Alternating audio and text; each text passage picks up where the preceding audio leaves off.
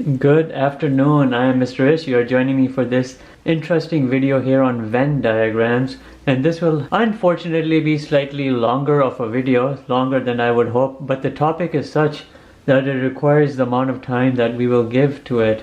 Venn diagrams will almost always show up in standardized exams. If they're not literally showing up as Venn diagrams, they'll be in a form of a probability word problem for which you would normally utilize a Venn diagram technique to solve it out. The first question will be rather comprehensive because to understand Venn diagrams you have to look at the basics. So let the first question of this video be show the basics of Venn diagrams, and then in the next question we can do something practical. The basis for using Venn diagrams is to separate or quantify a variety of sets or subsets as they are with regards to a whole or a universal set. If supposedly you have something which is called a universal set, we can demonstrate that using a Venn diagram, because a universal set is like a large grouping into which you will have a bunch of smaller subsets fall into it, and this can be a representation of a universal set. A universal set is a whole into which you have other things fall into place. If, for instance, you can say, let the written language be a universal set. If the universal set is your written language, you know the written language is just not alphabet, they're numbers, they're symbols. If U is here, the written language, there are a bunch of things that can come into the whole topic of written language. You have letters, and you got alphabets, you have numbers, and you have symbols, the punctuation symbols. These three items make your written language, and you could easily quantify all of this using Venn diagrams. We know in terms of alphabet there are 26 letters. In terms of numbers you have 0 through 9, that's 10 numbers.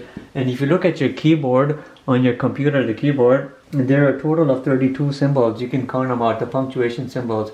When you add all of these up, you have a total here of 68. There are 68 letters, numbers and symbols which comprise your written language. So how can you show all of this? Right here, your universal set would be your written language, and it would be a total of 68. And right there is a good way of showing it. But let's do a little bit more with this Venn diagram. What do we know about the written language? It is made up of 3 items, and we can draw them like this: A, B, and C. Here's A, here's B, C. A is my letters, B are my numbers, C are my symbols. And we know there are 26 letters, there are 10 numbers, and there are 32 symbols. But the fact that these things are not touching each other, right, it tells you that none of these things have any shared elements. There's no letter which is a number or symbol, there's no number which is a letter and a symbol at the same time, and there's no symbol which is a number or a letter at the same time.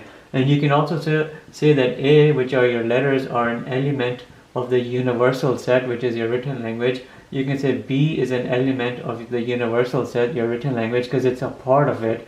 And C is an element of your universal set. The symbols are a element of written language. Remember, in this question we're talking about the basics and showing you some of the terminology that is involved. If we know there are 26 letters in the alphabet and there are 68 total items, letters, numbers and symbols in terms of the written language, what would this represent? A prime. A prime would represent anything which is not a letter. And that would be 68 minus 26. And that would give you 42. So you can say there are 42 which are not letters. There are 26 which are letters.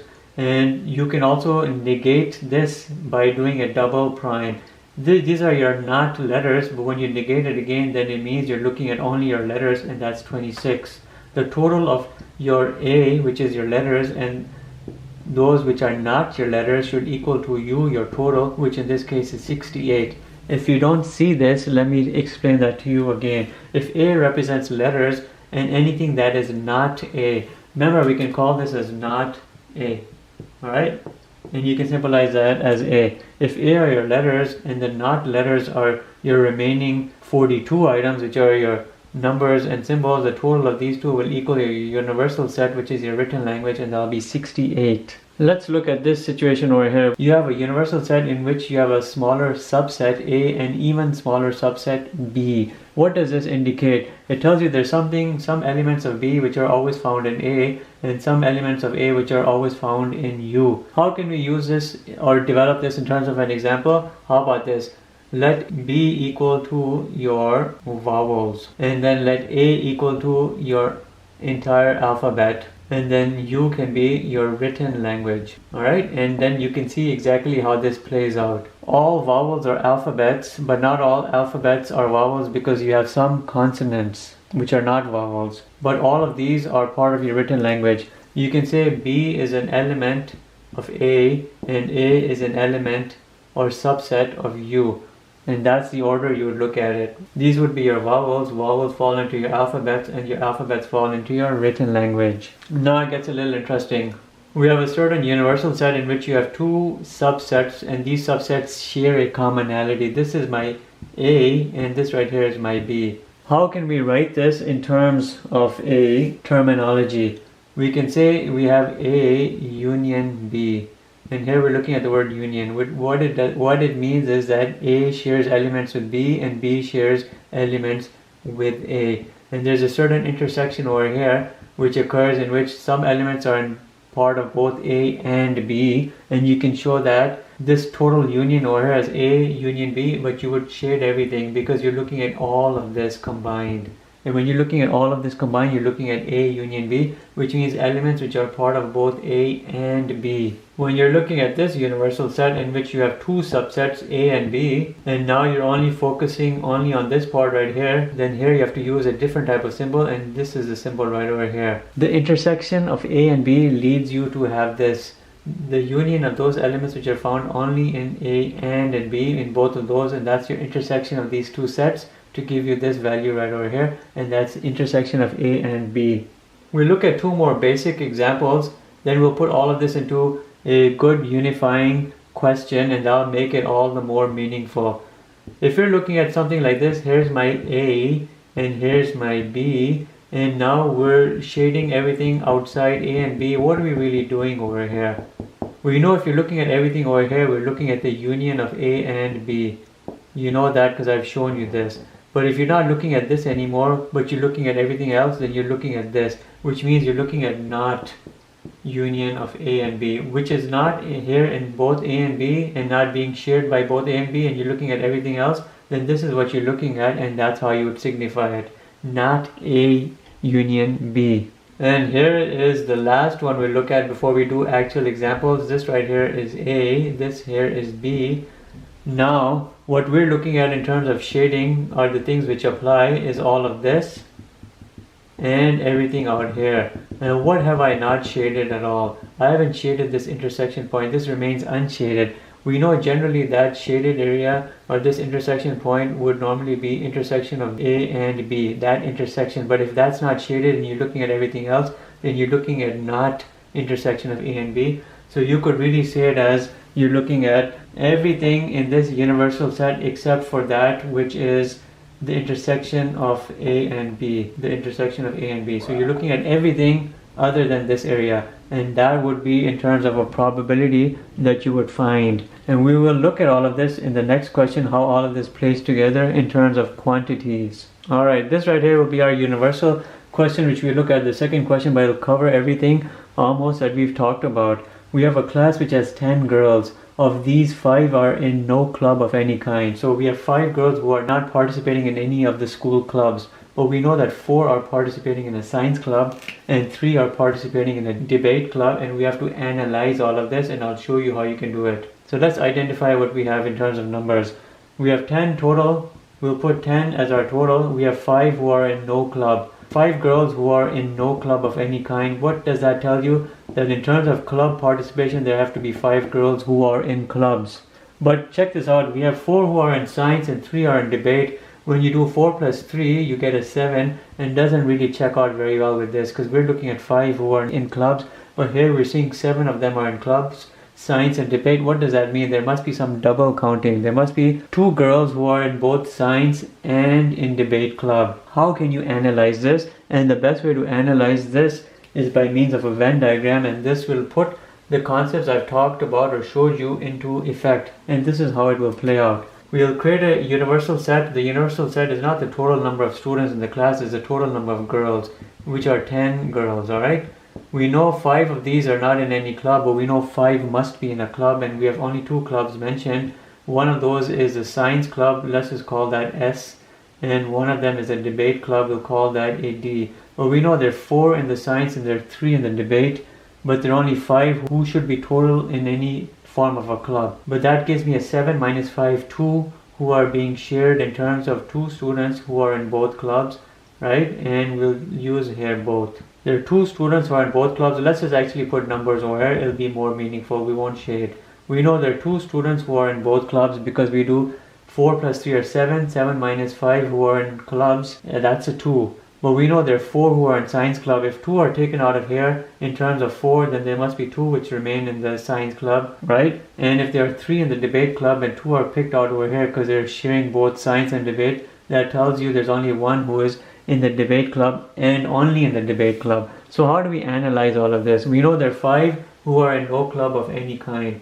If they're not in A and B or the union of A and B, then they are in the not category.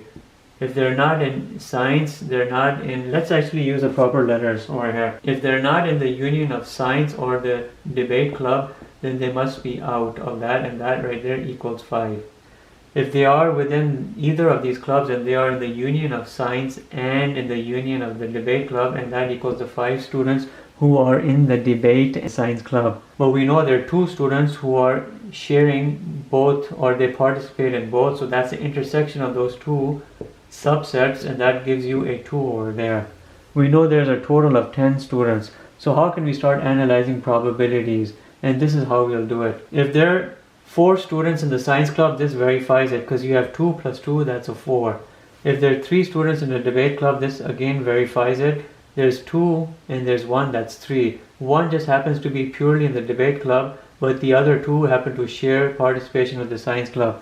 So let's use all of this information we've compiled and do some probability questions. What's the probability that a student is in the science club? All you have to do is this 2 and a 2, and you know that's a 4 out of 10. But 2 of these are sharing it with the debate club. They're in the science and in the debate. But we're just talking in general. Participation in the science club is 4 out of 10. What's the participation in the debate club? Well, that would be 2 plus 1, that's 3 out of 10. And of course, 2 of these students are participating in the science club. Now, what's the probability that they're only in the science club? Only in the science club. Here you'll do 2 out of 10 because you know you've isolated 2 who are purely in the science club. They're not sharing participation with the debate, and that's 2 out of 10. What's the probability that they're only in the debate club? And then you're looking at this number right here, and that's 1 out of 10. Let's do some more probabilities, and we'll come right over here. What's the probability that a student is not in any club, no club participation? You look at this 5 sitting outside, and that's your 5 out of 10. What's the probability that a student is in some form of a club membership? Just count all these numbers. 2 plus 2 plus 1, that's 5 out of 10. You don't do 7 out of 10 because there are not 7 students who are in clubs. There are only 5 students who are in clubs. And you got to do 5 out of 10. What's the probability that a student is in both clubs only, right? They're in both clubs. And that would be this number right here, your intersection number, 2 out of 10. What's the probability that a student is in the science only club or they're in the debate only club? And you know you're going to do a 2 and you're going to do a 1. 2 plus 1, that's a 3 out of 10 because these are students who are either only in the science club or they're only in the debate club, but they're not in both, so that's 3 out of 10. What is the probability that a student is in no club or the student is in both clubs? See, they're not in any club or they're in both clubs. You're looking at this in no club, that's a 5. And then you're looking at this in both clubs, that's 2, and that's 5 plus 2 is 7 out of 10. So you can do a variety of combinations once you've generated your Venn diagram. Generating the Venn diagram is the hardest part because you have to know the basics before you can start generating the Venn diagram. But the purpose of this video over here was to start showing you some of these basics so you can start tackling questions like this. And with that, we will end this video. Hopefully this was a meaningful exercise. Thank you for watching. Have a nice day.